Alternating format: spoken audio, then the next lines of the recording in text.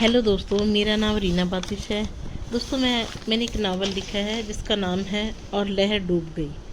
मूल रूप से ये नावल पंजाबी भाषा में लिखा गया है और आप जो सुन रहे हैं ये इसका हिंदी अनुवाद है। तो दोस्तों, नावल शुरू करने से पहले इसके बारे में दो शब्द। ये नावल मेरी पूरी तरह कोरी कल्पना पर आधारित है। इसका किसी भी जीवित या मृत व्यक्ति, स्थान या समुदाय से कोई संबंध नहीं है।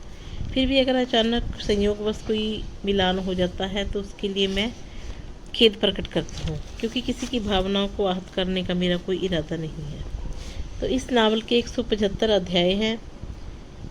तो सबसे पहले आप चैनल को सब्सक्राइब जरूर कर लीजिए ताकि हर एक वीडियो की नोटिफिकेशन आप तक पहुँचती रहे और आप नावल का पूरा आनंद ले सकें। तो दोस्तों, नावल शुरू करने से पहले इसके जो पात्र है उससे जान पहचान कर लेते हैं। तो मुख्य नायक अवतार सिंह, नायिका रमनदीप कौर, अमरीक सिंह और जसप्रीत कौर अवतार सिंह के दादा दादी, नवदीप सिंह नवदीप कौर अवतार सिंह के माता पिता, प्रदीप ड्राइवर, बलबीर सिंह हरप्रीत कौर रमन के माता पिता, हर्षप्रीत कौर अर्शप्रीत सिंह रमनदीप के बहन भाई, वीर देविंदर सिंह हर्षप्रीत की सास, वीर देविंदर सिंह हर्षप्रीत के पति और बीबी जी हर्षप्रीत की सास, लवप्रीत सिंह हर्षप्रीत कौर का बेटा, वीर जी करमजीत कौर रमनदीप कौर के ताया ताई, राजवीर सिंह परमजीत कौर, गुरदीप सिंह गुरप्रीत कौर वीर जी के पुत्र एवं पुत्र बधुए, दविंदर सिंह गुरलीन कौर राजवीर सिंह के पुत्र और बधू, सतिंदर सिंह सुखलीन कौर गुरदीप कौर के पुत्र और पुत्र बधू, जसवीर कौर बलबीर सिंह की नौकरानी है, काला बलबीर सिंह का नौकर, बलदेव सिंह हरबंस कौर रमनदीप कौर के सास ससुर,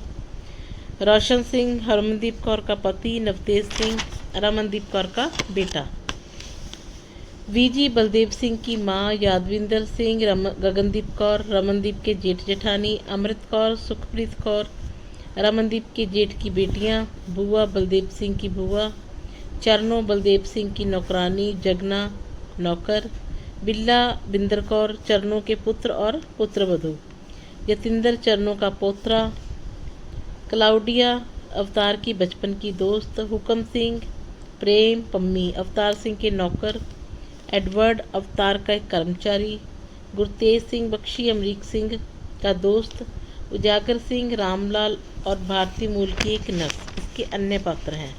तो दोस्तों, पहला अध्याय आप कल सुन चुके हैं। आज शुरू करते हैं हम अध्याय 2। इधर इंडिया में पंजाब के संगरूर के नज़दीक एक गांव में बलदेव सिंह के घर जश्न का माहौल है। बलदेव सिंह और हरबंस कौर के पुत्र यादविंदर सिंह की पहली लोहड़ी की तैयारियां हो रही हैं। बलदेव सिंह की माँ, जिसे सब बीजी कहते हैं, उनकी खुशी का कोई ठिकाना नहीं है। वो सभी नौकरों को बार बार अलग अलग कामों के बारे में कह रही हैं। वह अपने 4 महीने के पोते और वधू को भी आँखों से ओझल नहीं करना चाहती। बलदेव सिंह के विवाह के 6 साल पश्चात उनके घर पुत्र का जन्म हुआ है। बलदेव सिंह अपनी विरासत में मिली 500 बीघा जमीन का इकलौता वारिस है। वह अपने गांव का एक अच्छा रसूख रखने वाला व्यक्ति है और उसे सब सरदार जी कहते हैं।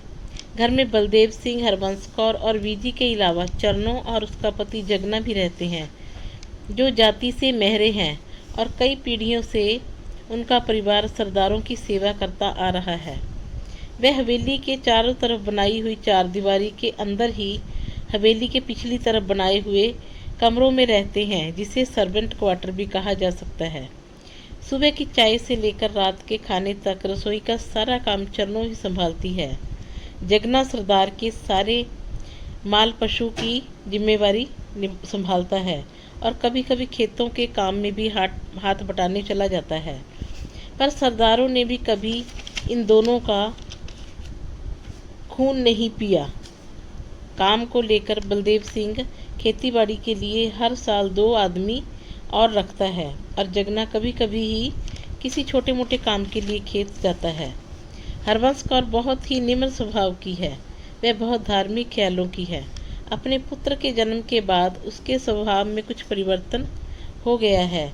पहले वो ज़्यादातर चुपचाप ही रहती थी और कभी भी अपनी सास के आगे नहीं बोलती थी, परंतु जब से यादविंतर का जन्म हुआ है तो वह बहुत ही हंसमुख स्वभाव की हो गई है और काफ़ी बोलने लगी है।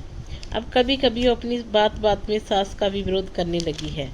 बलदेव सिंह और बीजी हरबंश के स्वभाव में आए हुए परिवर्तनों को महसूस करते हैं, लेकिन साथ ही वे हरबंश कौर के माँ बनने की खुशी और पुत्र की माँ होने के हौसले को भी महसूस करते हैं। इसीलिए वे कभी भी उसकी बात का बुरा नहीं मानते, बल्कि उससे पहले से भी ज़्यादा प्यार करने लगे हैं। तो दोस्तों, ये था अध्याय नंबर 2। अब अध्याय नंबर 3 के लिए हम कल मिलेंगे। आप चैनल को सब्सक्राइब जरूर कर लो ताकि सभी वीडियोस की नोटिफिकेशन आप तक पहुंचती रहे। तो दोस्तों, फिर कल मिलते हैं। कल तक के लिए ईश्वर सहाय।